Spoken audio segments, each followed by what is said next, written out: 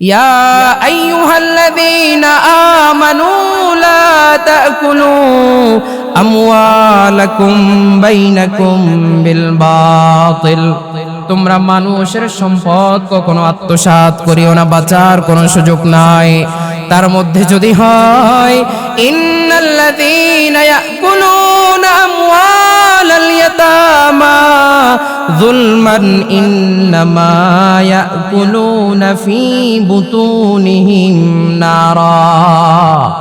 মানুষের সম্পদ তো পরে, তোমরা যদি এতিমের মাল আত্মসাৎ করো, দূরের নয় কাছেরও যদি আত্মীয় স্বজনের মালগুলো আত্মসাৎ করো, আল্লাহ রাব্বুল আলামিন বলে তোমরা তো মালগুলো আত্মসাৎ করলে না, জাহান্নাম থেকে আগুন নিয়ে কেমন যেন তোমরা পেটের মধ্যে নিক্ষেপ করে দিলে। এটা মাল নয়, এটা আল্লাহ রাব্বুল আলামিনের জাহান্নামের আগুন তুমি খেয়ে ফেললা। এই জন্য আল্লাহ রাব্বুল আলামিন বলেন, আমি যখন ইনসাফের আদালত কায়েম করব, ওয়ানাদাউল মাওয়াজিনাল কিসতা লিয়াউমিল কিয়ামাতি ফালা তুযলামু নাফসুন শাইআ। ইনসাফের আদালত যখন আমি আল্লাহ কায়েম করব, এক যাররা পরিমাণ আমি কিন্তু ছাড় দিব না। প্রত্যেকটা মানুষকে আমি পুঙ্খানুপুঙ্খানুভাবে হিসাব করে দিব। প্রত্যেকটা মানুষের সম্পদকে আমি পুঙ্খানুপুঙ্খানুভাবে হিসাব করে দিব। কিয়ামতের মাঠে 7টা স্ক্যানিং মেশিন থাকবে। এই মেশিনের মাধ্যমে প্রত্যেকের আমল নামাগুলো ধরা খাবে। যে ব্যক্তি দুনিয়ার মধ্যে মানুষের মালগুলো আত্মসাৎ করে ফেলেছে, কিয়ামতের মাঠে আল্লাহ রাব্বুল আলামিনের কাছে ধরা খেয়ে যাবে, বাঁচার কোনো সুযোগ নাই। রহমতের নবী ডাক দিয়া বলে, হে সাহাবায়ে কেরাম, তোমরা কি জানো নাকি কোন ব্যক্তি সবচেয়ে গরীব? কোন ব্যক্তি সবচেয়ে গরীব তোমরা জানো নাকি? সাহাবায়ে কেরাম ডাক দিয়া বলে, আল্লাহু আ'লামু ওয়া রাসূলুহু, আল্লাহ এবং তার রাসূল ভালো জানেন, আমরা বলতে পারি না। নবী আমার ডাক দিয়া বলে, সাহাবায়ে কেরাম, দুনিয়ার মধ্যে যার সম্পদ নাই, যার টাকা পয়সা নাই, ওই ব্যক্তি আদতে গরীব নয়। দুনিয়ার মধ্যে মানুষের জায়গা আত্মসাৎ করেছে, মানুষের সাথে দুশ্চরিত্রের মতো আচরণ করেছে, মানুষের সাথে রূঢ় আচরণ করেছে, কিন্তু আল্লাহর বান্দা মানুষের সাথে খারাপ আচরণ করার পরেও নামাজ পড়েছে, হজ করেছে, যাকাত দিয়েছে, আবার অন্য জায়গা নিয়ে সদকা পর্যন্ত করেছে, কিন্তু সাথে সাথে মানুষের জায়গা জমি সহ আত্মসাৎ করেছে। কিয়ামতের মাঠে ওই ব্যক্তি পাহাড় সমপরিমাণ আমল নিয়ে আল্লাহ রাব্বুল আলামিনের কাছে দাঁড়িয়ে যাবে। আল্লাহুম্মা সাল্লি আলা মুহাম্মাদিন ওয়া আলা আলি মুহাম্মাদ কামা সাল্লাইতা আলা ইব্রাহিম ওয়া আলা আলি ইব্রাহিম ইন্নাকা হামিদুম মাজিদ।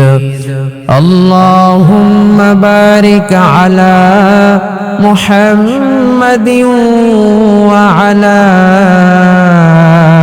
আলি মুহাম্মাদ কামা বারাকতা আলা ইব্রাহিম ওয়া আলা আলি ইব্রাহিম ইন্নাকা হামিদুম মাজিদ। আলহামদুলিল্লাহ। দয়াময় আল্লাহ রাব্বুল আলামিনের দরবারে অসংখ্য শুকরিয়া যে মহান রাব্বুল আলামিন পবিত্র মাহে রমাদানের পর ঈদ উদযাপন করে আমাদেরকে পবিত্র জামিয়া মসজিদে এসে কিছুদিনের কথা শুনবার মতো হিম্মত শক্তি দিয়েছেন। এই জন্য আল্লাহ রাব্বুল আলামিনের দরবারে শুকরিয়া আদায় করি, আলহামদুলিল্লাহ। আল্লাহ রাব্বুল আলামিনের বড় দয়া এবং মায়া। বহু মানুষ রমাদান শুরু হয়েছে কিন্তু শেষ পর্যন্ত আসার মতো সুযোগ হয়ে ওঠেনি। 1, 2, 10, 15 রমাদানের মধ্যে তারা বিদায় হয়ে গিয়েছে, কিন্তু রমাদান শেষ হবে, ঈদ উদযাপন করবে, ওই সুযোগ তাদের হয়ে ওঠে নাই। আল্লাহ রাব্বুল আলামিন আমাদেরকে রমাদান শেষ করে ঈদ উদযাপন করে, আনন্দ উদযাপন করে, পরিবার বিবি বাচ্চা নিয়ে সুখ শান্তি সব আমাদেরকে দিয়ে পবিত্র জামে মসজিদে এসে জুমা আদায় করার মতো তৌফিক দিয়েছেন। এই দুনিয়ার মধ্যে আল্লাহ রাব্বুল আলামিনের প্রতিটা মুহূর্তেই পরীক্ষা বলা যায়। বান্দার জীবনের প্রত্যেকটা সময়, প্রত্যেকটা মুহূর্ত আল্লাহ রাব্বুল আলামিনের পরীক্ষা। আল্লাহ রাব্বুল আলামিন মানুষকে সম্পদ এবং দারিদ্রতা উভয়ের মাধ্যমে আল্লাহ রাব্বুল আলামিন মানুষকে পরীক্ষা করে থাকেন। কাউকে আল্লাহ অনেক সম্পত্তি দেন, অনেক টাকা পয়সার মালিক বানান, অঢেল সম্পত্তির মালিক বানান। এটাও যেমন আল্লাহ রাব্বুল আলামিনের পরীক্ষা, তেমনি ভাবে যাকে কিছুই দেন না, একেবারে গরিব, নুন আনতে হয়তো পান্তা পুরায়, এমন সিচুয়েশন যারা ক্রিয়েট করছে তাদেরও ঠিক একই অবস্থা। আল্লাহ রাব্বুল আলামিনের পক্ষ থেকে তাদেরকেও পরীক্ষা করা হচ্ছে। কিন্তু দুনিয়াতে আমরা একটা জিনিস আমাদের অন্তরের মধ্যে গেঁথে আছে যে যার টাকা পয়সা বেশি, যাকে আল্লাহ রাব্বুল আলামিনের খুব টাকা পয়সা দিয়েছে, সে মনে হয় আল্লাহর খুব প্রিয়, খুব পছন্দের বান্দা। এই জন্য আল্লাহ তারে শুধু টাকা দেয়, তারে শুধু পয়সা দেয়। কিন্তু আমারে মনে হয় পছন্দ করেন না, এই জন্য আল্লাহ রাব্বুল আলামিন আমাকে টাকা পয়সার মালিক বানান নাই, আমারে টাকা পয়সা দেন না, খুব কষ্টে আছি, এই জন্য মনে হয়। আসলে বিষয়টা কিন্তু এমন নয়। কুরআনুল কারীমের আয়াতে আয়াতে, পৃষ্ঠায় পৃষ্ঠায় আল্লাহ রাব্বুল আলামিন কিন্তু এটাই জানান দিয়েছেন, এটাই বলে দিয়েছেন যে বান্দা, আমি তোমাকে সর্বহালতে প্রতিটা মুহূর্তের মধ্যে আমার পরীক্ষার মাধ্যমে তোমাকে আমি দেখছি, তোমার উপর আমি নজরদারি করছি। তুমি এমনটা ভাবার কোনো কারণ নাই যে তোমাকে দারিদ্রতার মধ্যে রাখছি অথবা দারিদ্রতার মধ্যে রাখি নাই, এমনটা ভাবার কোনো সুযোগ নাই। পবিত্র কুরআনুল কারীমের মধ্যে আল্লাহ রাব্বুল আলামিন বলেন, فَأَمَّا الْإِنسَانُ إِذَا مَا ابْتَلَاهُ رَبُّهُ فَأَكْرَمَهُ وَنَعَّمَهُ। আল্লাহ রাব্বুল আলামিন বলে, বান্দা, দুনিয়ার বহু মানুষকে আমি আল্লাহ তোমাদেরকে টাকা পয়সা ধন সম্পদ দিয়ে আমি আল্লাহ রাব্বুল আলামিন পরীক্ষা করি। আমি আল্লাহ রাব্বুল আলামিন তোমাকে অনেক সম্পত্তির মালিক বানাই, অনেক টাকা পয়সার মালিক বানাই, অনেক সম্পত্তির মাধ্যমে আমি আল্লাহ তোমাকে পরীক্ষা করে। বান্দা, তুমি এই সম্পদ আর টাকা পয়সা পাইয়া আমি আল্লাহ রাব্বুল আলামিনকে একেবারে ভুলে যাও কিনা, একেবারে আমি আল্লাহ রাব্বুল আলামিন থেকে দূরে সরে যাও কিনা, আমি আল্লাহ তোমাকে এটা দিয়ে পরীক্ষা করেছি। কিন্তু দুনিয়ার মানুষগুলো এতটা বোকা, আল্লাহ রাব্বুল আলামিন সম্পদ আর টাকা পয়সা পাইয়া মানুষদের কাছে বলতে থাকে, আল্লাহ আমারে খুব পছন্দ করে, এই জন্য আমারে সম্পদ দিয়েছে। আল্লাহ পাক রব্বুল আলামিন বলে, তোমাকে ভালোবাসার মানদণ্ড যদি টাকা পয়সা হইতো, আমি তো এই দুনিয়ার মধ্যে কারুনকে বহু সম্পদের মালিক বানাইছি, বহু সম্পদের মালিক বানাইছি। মূসা আলাইহিস সালাম কারুনকে বলল, কারুন তুমি সম্পদের যাকাত দিয়ে দাও। আল্লাহ রাব্বুল আলামিন যাকাত দেওয়ার জন্য বলছে। কারুন চিন্তা করে, আমার এত এত সম্পদ, যাকাত আবার দেওয়ার কি প্রয়োজন? যেমনি ভাবে আমরা বলে থাকি, আমার এত এত টাকা, এত এত পয়সা, যাকাত দেওয়ার কোনো প্রয়োজন নাই। আমার টাকা হয়তো কমে যাবে, পয়সা হয়তো কমে যাবে, আমি যাকাত দিব না। ওই জামানার মধ্যে কারুন বলেছিল, আমি যাকাত দিব না, যাকাত প্রদান করার কোনো প্রয়োজন নাই।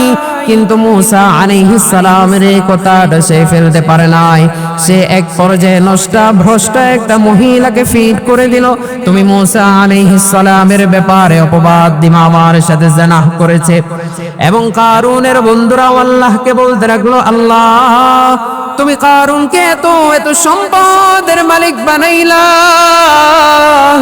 কিন্তু আমারে তুমি এত সম্পদ দাও নাই, আমরা খুবই গরিব, খুবই কষ্টের মধ্যে আছি। তারা সব সময় আল্লাহ রাব্বুল আলামিনের কাছে এটা চাইতো, সম্পদ চাইতো। কারুন এমন মুসা আলাইহিস সালামের সাথে বেয়াদবি করার কারণে আল্লাহ রাব্বুল আলামিন কারুনের সব সম্পদকে মাটির নিচে তলিয়ে দিলেন। তাফসীরের মধ্যে পাওয়া যায় কিয়ামতের পূর্ব মুহূর্ত পর্যন্ত এ কারুনের সম্পদগুলো শুধু মাটির নিচে ডাবতেই থাকবে, ডাবতেই থাকবে, ডাবতেই থাকবে। তার মানে আমরা এটা থেকে এটাই শিক্ষা, আল্লাহ পাক রব্বুল আলামিন মানুষকে সম্পদ দিয়া পরীক্ষা করে, সম্পদ দিয়া পরীক্ষা করে। তুমি কি আমার থেকে একেবারে দূরে সরে গেলা? এই সম্পদ পাইয়া কি আমি আল্লাহ রব্বুল আলামিনকে ভুলে গিয়েছো নাকি?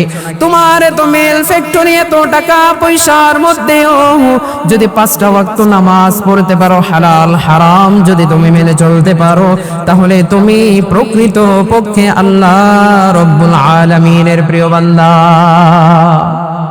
আল্লাহ রাব্বুল আলামিন পরক্ষণে এটাই বলেন, ওয়া আম্মা ইযা মাবতালাহু ফাকদারা আলাইহি রিজকাহ।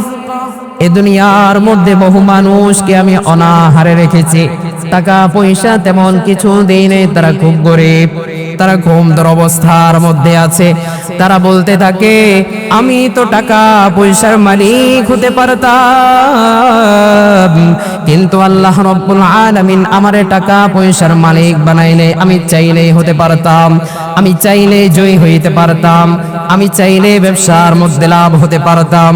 ওয়া আম্মা ইযা মাবতালাহু ফাকদারা আলাইহি রিজকা ফায়াকুলু রাব্বি আহানান। তারা আল্লাহ রাব্বুল আলামিনকে ভৎসনা করতে থাকে। আমাদের সমাজের মধ্যেও বহু মানুষ বলতে থাকে আরে আমি তো লাভ করতে পারতাম, আমিও তো জিততে পারতাম, আমারও তো কিছু টাকা পয়সা হইতে পারতো, কিন্তু আল্লাহ রাব্বুল আলামিন আমারে কেন জানি দেয় নাই। আল্লাহ রাব্বুল আলামিনকে দোষারোপ করতে থাকে। আল্লাহ বলে বান্দা না না, তোমার কারণেই তুমি সম্পদ পাও নাই।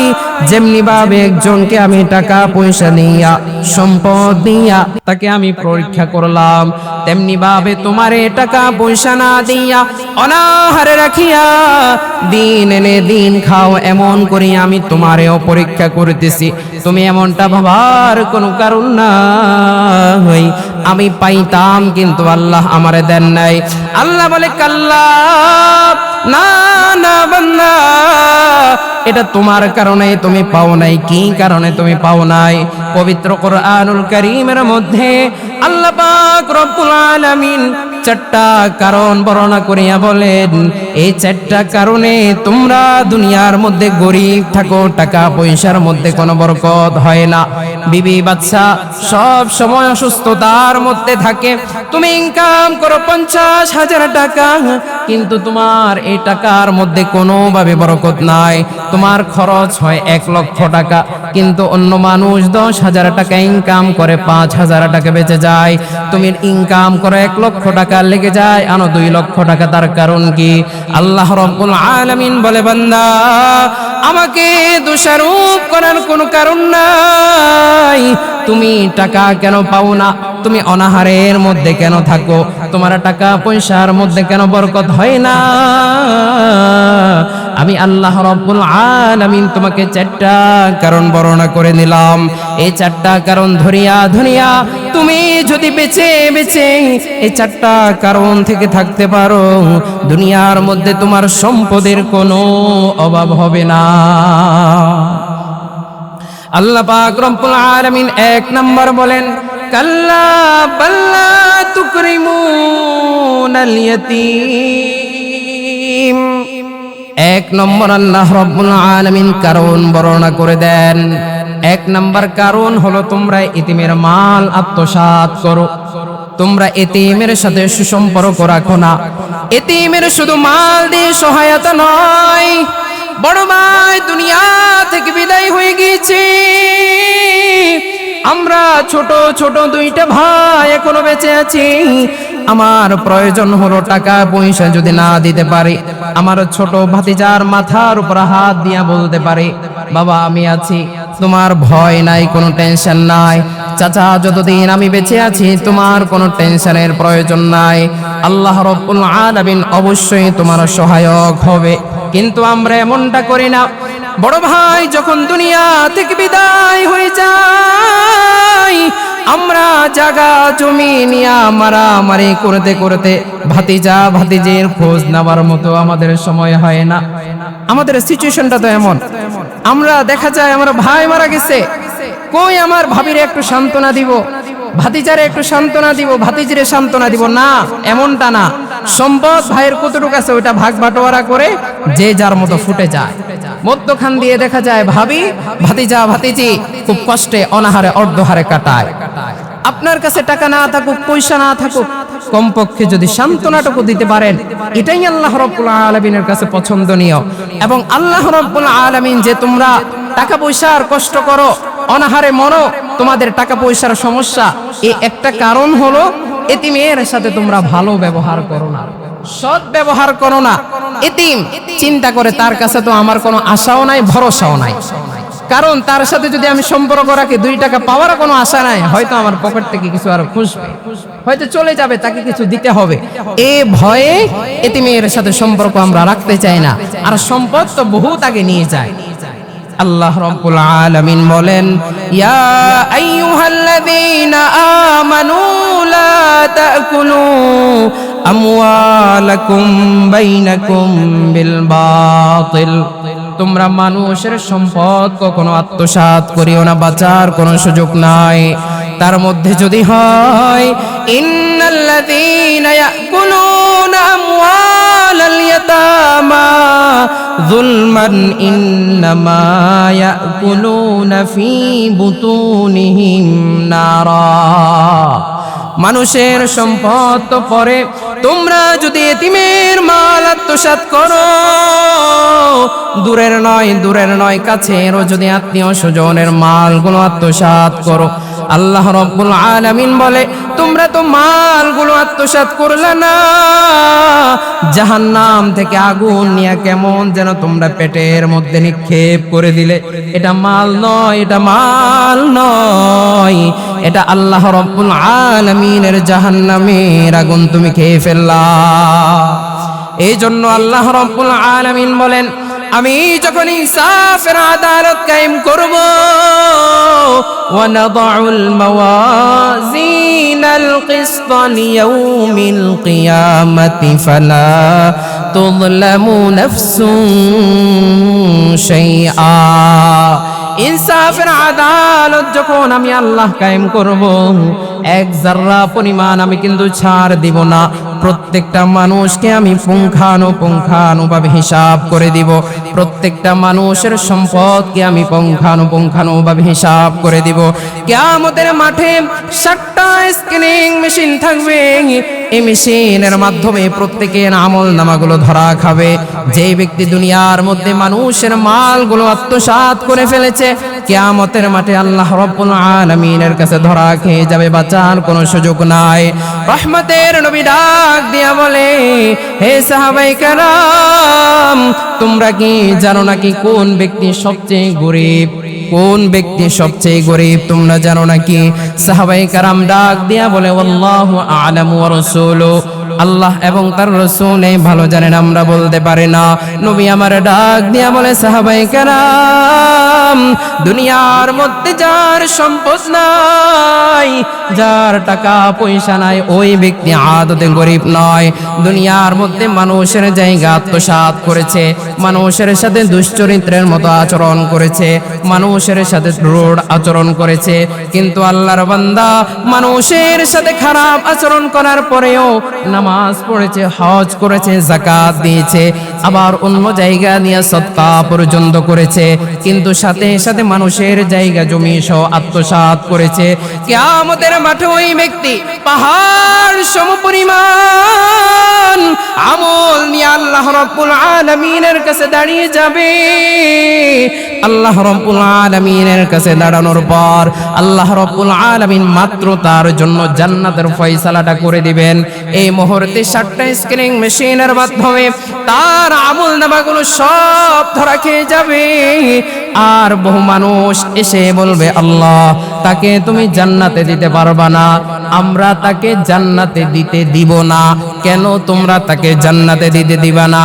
আয় আল্লাহ, তার আমলনামা ঠিকই আছে, কিন্তু দুনিয়াতে আমার সাথে গালি দিয়েছে, আমার জমিটা আত্মসাৎ করে ফেলেছে, আমার বাচ্চাটাকে সে চড় মেরেছে, আমার জমির মধ্যে সে ফসল করেছে আমার অনুমতি না নিয়ে, আমার থেকে 10,000 টাকা নিয়েছে কিন্তু সে দেয় নাই।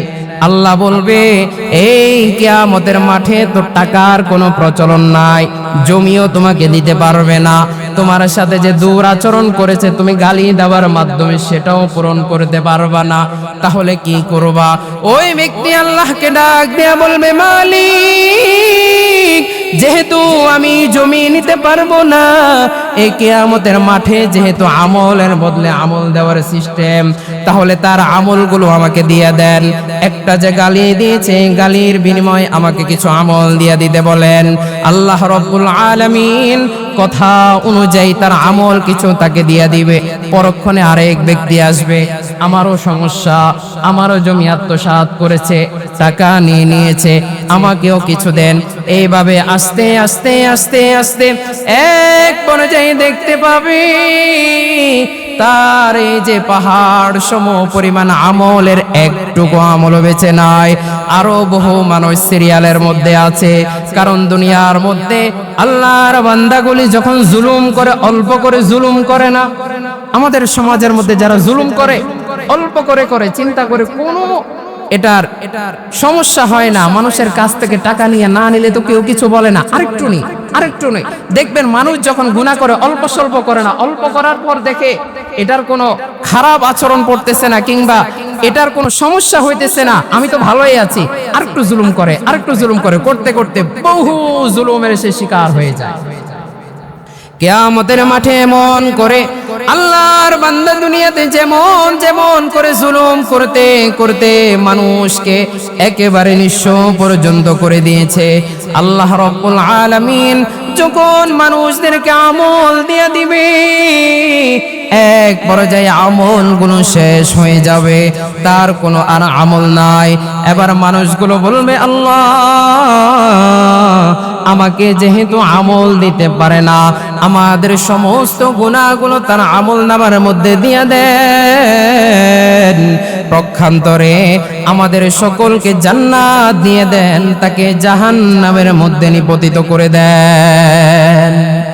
তাহলে আমরা এটাই বুঝলাম, দুনিয়ার মধ্যে আমলের পাশাপাশি যদি আমরা সৎভাবে চলাফেরা করতে না পারি, মানুষের সাথে যদি সৎ আচরণ করতে না পারি, আমাদের মুআমালা মুআশারাত গুলো যদি ঠিক করতে না পারি, এতিমের মাল যদি ঠিকঠাক করে দিতে না পারি, যতই আমল করি না কেন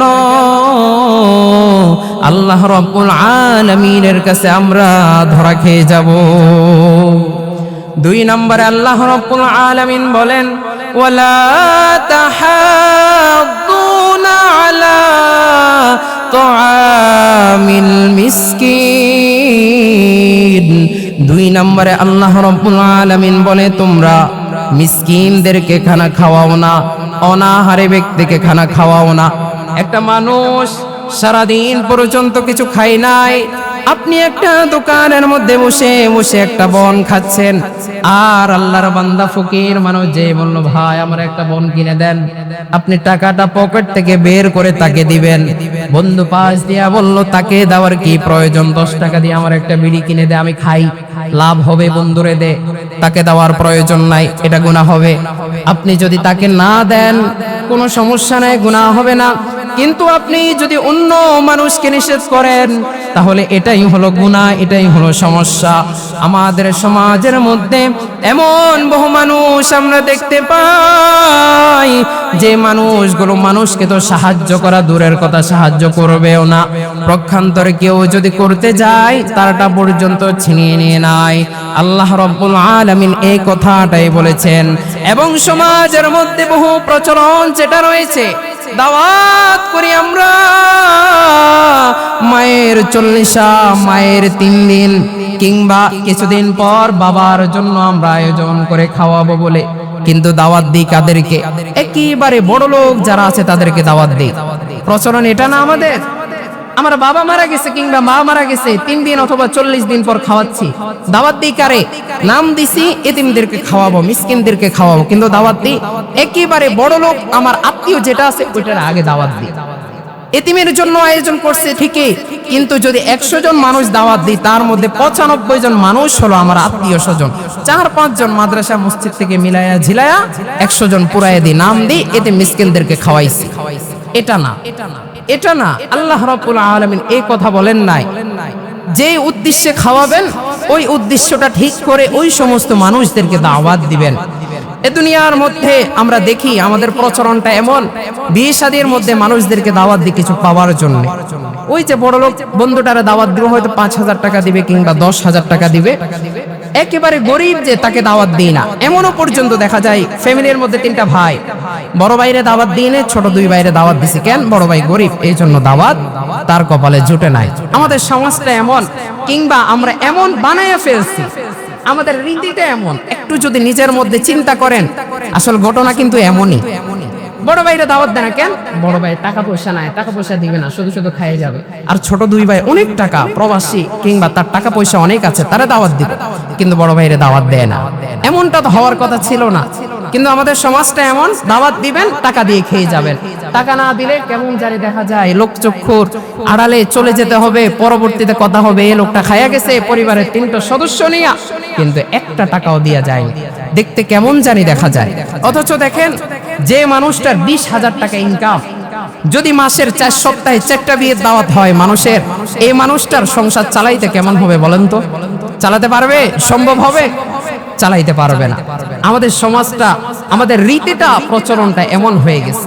অথচ আল্লাহ রাব্বুল আলামিন বলেন না, মানুষদেরকে খাওয়াও আর সওয়াব কামায় নাও, রুজির মধ্যে, রিজিকের মধ্যে, জীবনের মধ্যে বরকতটা তুমি কামিয়ে নাও, এটাই বলেছে।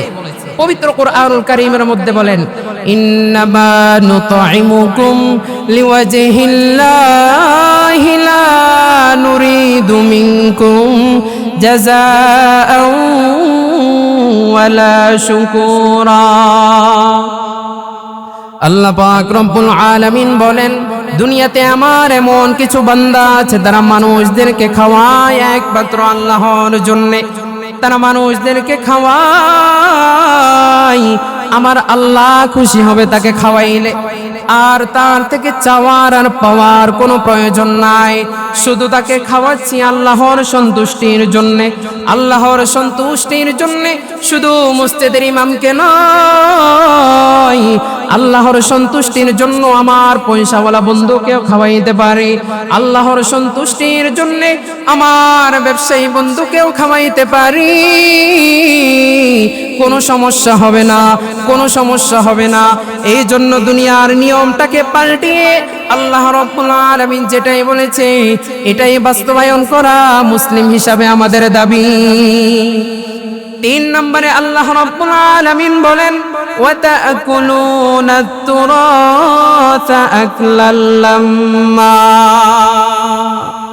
তোমরা এই দুনিয়ার মধ্যে ওয়ারিসি সম্পদগুলো বন্টন করো না, তোমরা ওয়ারিসি সম্পদগুলো মানুষের মাঝে ঠিকঠাক করে বন্টন করে দাও না। বাবা দুনিয়া থেকে বিদায় হয়ে গিয়েছে, বড় ছেলের কাজ কি?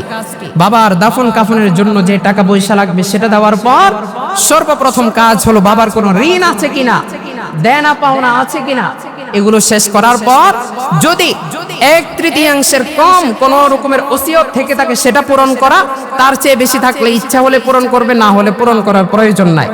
তারপর কাজ হলো সম্পদগুলো সমানভাবে, ইসলাম যেভাবে বলেছে সমূলে সবার কাছে এটা বন্টন করে দেয়া। কিন্তু আমরা এমন করি না, চিন্তা করি বোন সে আর কি বুঝবে, 9-6 বুঝাইয়া দিই কোনো মতো, আমারটা আমি নিয়ে গেলাম। আমরা কি করি, বোনকে বলি পরে নিস, মাত্র তো বাবা ইন্তেকাল করছে, আমি থাকি 10-15 বছর পর্যন্ত ভাইয়ে নিজের বাবার ভিটা সুন্দরভাবে চলছে, নিজে বাড়ি ঘর করে গাছের ফল, গাছের কাঁঠাল, দোকানের ভাড়া সব কিছু খাইয়া 15 বছর পর বোন যখন আসছে, ভাই অনেক বছর তো তুমি ছিলে, আমার কোনো দাবি নাই, বাড়িও তোমার, টাকাও তোমার, গাছের ফলও তোমার, দোকানের ভাড়াও তোমার, ভাই আমারে শুধু আমার অংশের টাকাটা দিয়ে দাও। ভাইয়ের তো চোখ কপাল, কি বললি নিয়ে যাবি? বাবার বাড়ি কোনোদিন আসবি না? কেমনে চাইতে পারলি তুই আমার কাছে এটা?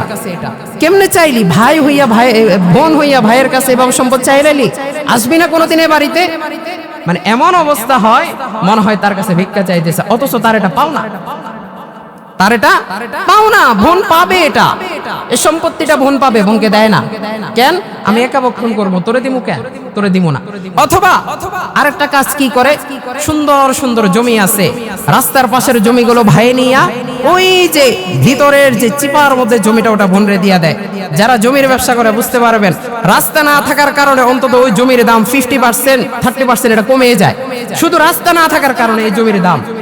মানে বোনরে ঠকাইয়া দেয় যে কোনো ভাবে, কারণ বোন মানুষ, ভাইয়ের উপর তো আর তেমন কথাবার্তা বলবে না, এই কাজ করে। আপনাদের কথা না, আলেমদের মধ্যে এই কাজ হয়, তারা বোনের সম্পদ দিতে চায় না, নির্লজ্জ, দিতে চায় না। কেন দিমু কেন? বোনরে দিতে চায় না, অত্যাচার করে, নিজে একা ভক্ষণ করতে চায়। এই সম্পদ নিয়ে যদি কবরে যায়, আল্লাহর কাছে মাপ পাওয়ার কোনো রকমের সুযোগ নাই, কোনো রকমের সুযোগ নাই। পাকড়াও অবশ্যই হতে হবে। এই সম্পদ না দিয়া ফুলসিরাত পার হওয়া কখনো সম্ভব নয়। এজন্য আল্লাহ রাব্বুল আলামিন বলেন, তোমরা যে দুনিয়াতে বলো যে আমি গরিব কেন, এত টাকা ইনকাম করি, ঘরের মধ্যে বরকত নাই কেন, আমি যে রমজানে এই যে 1 বছর পরে যে বলছি জাকাত দিতে, দিছিলা জাকাত? দাও নাই। তোমরা এই যে যারা বিকাশ ব্যবহার করে, বিকাশে ক্যাশ আউট করেন না আপনারা, হাজারে কত করে দেন? 20 টাকা করে দেন। আল্লাহ রাব্বুল আলামিন তো বলছে যে তোমরা সব সময় হাজারে 20 টাকা করে দাও। আমি তো আল্লাহ চাইছি বছরে মাত্র 125 টাকা করে দিবা, বছরে, সব সময়ও না। এই কাজটা তো তোমরা করতে পারলা না, লাখে মাত্র 2500 টাকা, তাও দিলে না কেন? সম্পদ যদি কমে যায়। আমাদের মধ্যে চিন্তাধারা কি যে আমরা যদি জাকাত দিই কিংবা ফিতরা দিই কিংবা যদি দান করি সম্পদ কমে যাবে, কিন্তু না দিলে তো কোনো সমস্যা হয় না, আমার তো সম্পদ ঠিক আছে। কিন্তু আল্লাহর বান্দার এই মাথার মধ্যে, মগজের মধ্যে এটা ঢুকে না। পোলাটা যে আজকে 2 বছর পর্যন্ত প্যারালাইজ হয়ে ঘরের মধ্যে শুয়ে রয়েছে, বউটা যে কথা শুনে না, আমার মেয়েটা যে অন্যদিকে চলে গিয়েছে, আমি নিজে যে হার্টের রোগী, এগুলো চিন্তা করেন। আপনার এগুলো কোত্থেকে আসছে? এই যে সম্পদ দেন না, এটার অভিশাপে অভিশাপে সংসারের মধ্যে সুখ নাই, শান্তি নাই, ছেলের বউয়ের সাথে বনিবনা নাই, নিজের সাথে বউয়ের সাথে সম্পর্কই ঠিক নাই। আচ্ছা বলেন তো, যে মানুষটা বহু সম্পদের মালিক কিন্তু বউয়ের সাথে সম্পর্ক ভালো না, স্ত্রীর সাথে সম্পর্ক ভালো না, তার চেয়ে বিপদগামী কপাল পড়া এই দুনিয়াতে কেউ আছে?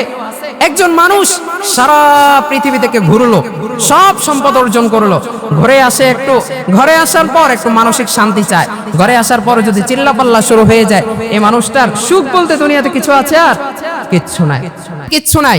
কিন্তু আমরা এটা বুঝি না, রিঅ্যাকশন তো কোন দিক থেকে কোন দিকে আসতেছে। দেখবেন যে মানুষগুলো বহু সম্পদের মালিক কিন্তু শান্তি দিয়ে আছে, খুঁজে দেখেন যাকাত দেয়, ফিতরা দেয়, দান করে, আল্লাহ রাব্বুল আলামিনের নামে বেশি বেশি করে দান করে, যার কারণে এই মানুষের অন্তরেও শান্তি, ঘরেও শান্তি, সব জায়গাতে শান্তি। আর আমরা বসে বসে চিন্তা করি এত সম্পদের মালিক, এত সুখ কেমনে আসলো, এত সুখ কেন? তা হিংসা করি। কিন্তু আমি নিজে তো এই কাজগুলো করি না। আমি সম্পদের মালিক ঠিক আছে, কিন্তু আমি যাকাতটা ঠিকঠাক করে দিতে চাই না, দিব না, দিব কেন? বোনের হকটা দিতে চাই না, যদি কমে যায় দিব কেন? দেওয়ার প্রয়োজন নাই। এই জন্য ভাইরা ধরা খেয়ে যাবেন, কিয়ামতের মাঠে বাঁচার কোনো সুযোগ নাই। আমি সব সময় বলি, আমি তো অসুস্থতা থাকার কারণে ঢাকা যেতে পারি নাই, না হলে আমি জুমা ঢাকাতে পড়াই, আজকে এখানে আসলাম। সব জায়গাতে আমি বলি, যারা যাকাত প্রদান করেন না রমাদানে, এখনো সুযোগ আছে, যাকাত দিতে পারবেন, যাকাত দেওয়ার এখনো সুযোগ আছে, দিয়ে দেন। দেখবেন সম্পদের মধ্যে, সন্তানের মধ্যে, দুনিয়ার মধ্যে আল্লাহ রাব্বুল আলামিন এত এত বরকত দিয়ে ভরে দিবে যেটা কল্পনাও করতে পারবেন না। আমি একটা লোকের সাথে কথা বলছি, আমি যখন ঈদের নামাজ পড়াইলাম কেরানীগঞ্জে, একটা লোকের সাথে কথা বলছি, আল্লাহর বান্দা আজকে 7 বছর পর্যন্ত যাকাত দেয় না, প্রতি বছর যাকাত আসে প্রায় 14.5 লক্ষ টাকা, সেই যাকাত দেয় মাত্র 7 থেকে 8 হাজার টাকা। ভাবছেন 14.5 লক্ষ টাকা যাকাত আসে, কিন্তু যাকাত দেয় মাত্র 7 থেকে 8 হাজার টাকা। কয় হুজুর অর্ধেক দি, এটা অর্ধেক হইছে? 14.5 লক্ষ টাকার অর্ধেক কি 7 হাজার টাকা? অর্ধেক দেয়, দেয় না বাকিটা। যারা যাকাত দেন, যাকাত যদি পরিপূর্ণ না দেন, যদি অর্ধেক দেন, এই যাকাত পুরো হবে না। যাকাত দিতে হলে পুরাটা, আর না দিলে আল্লাহর কাছে হিসাব নিকাশ আপনি আপনারটা করবেন। এই জন্য এটা প্রদান করব।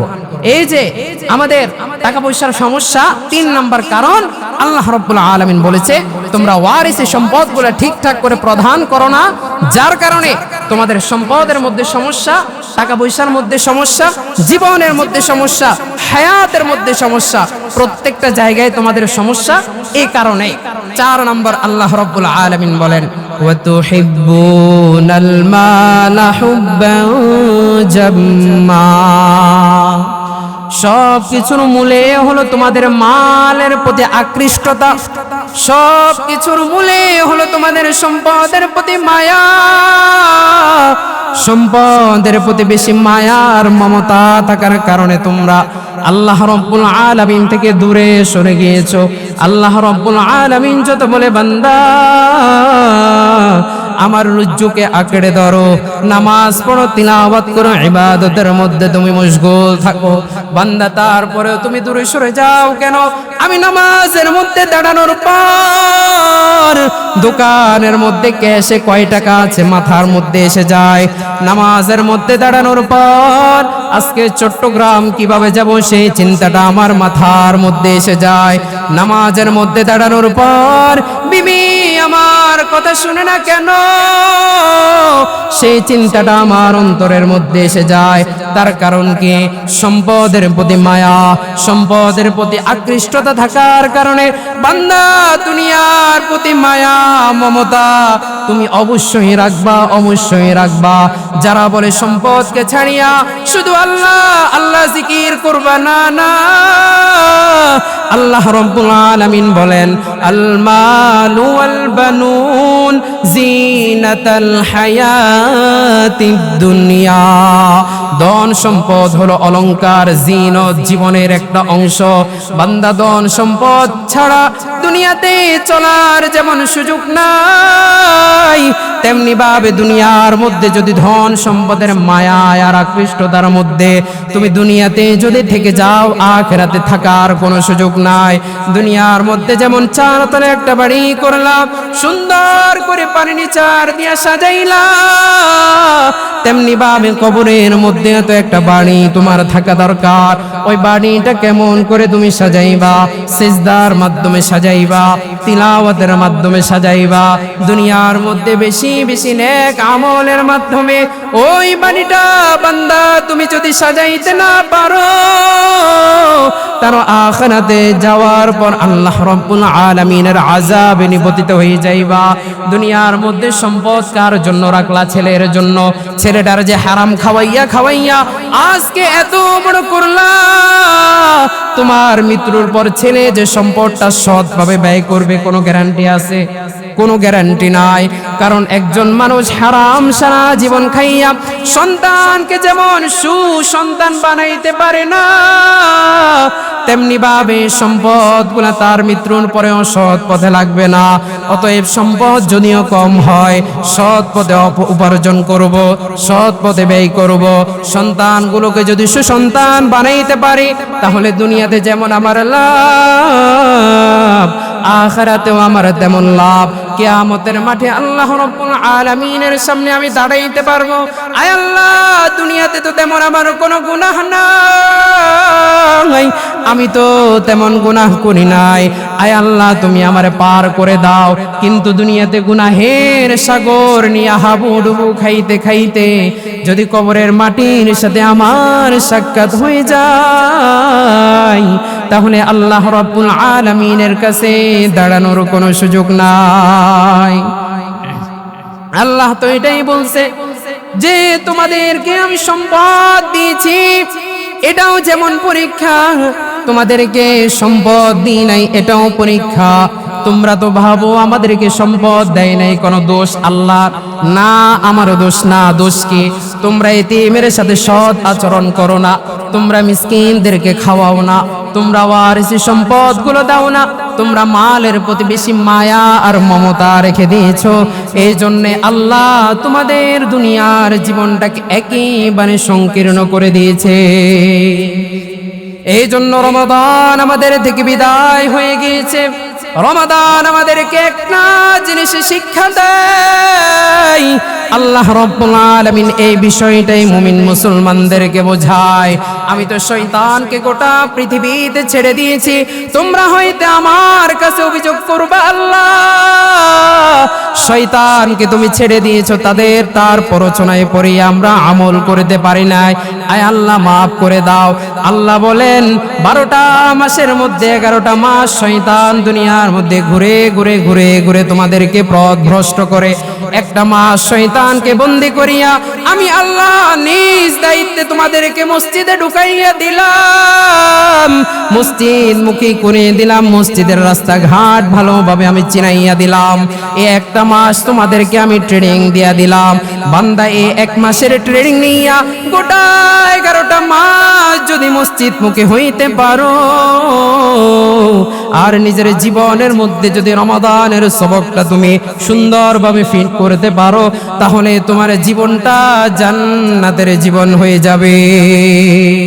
নবী আমার ডাক দিয়া বলে, এ রমাদানের মধ্যে 30টা রোজা রাখছো, খুবই ভালো কথা, কিন্তু আল্লাহ রাব্বুল আলামিন আরো একটা অফার তোমার জন্য রেখে দিয়েছে। রমাদানের পর যে মাসটা চলছে তার নাম হলো শাওয়াল। আল্লাহর নবী ডাক দিয়া বলেন, মান কামা রমাদান সুম্মা আতবাহু সিত্তাম মিন শাওয়াল কানা কাসিয়ামিদ দাহর।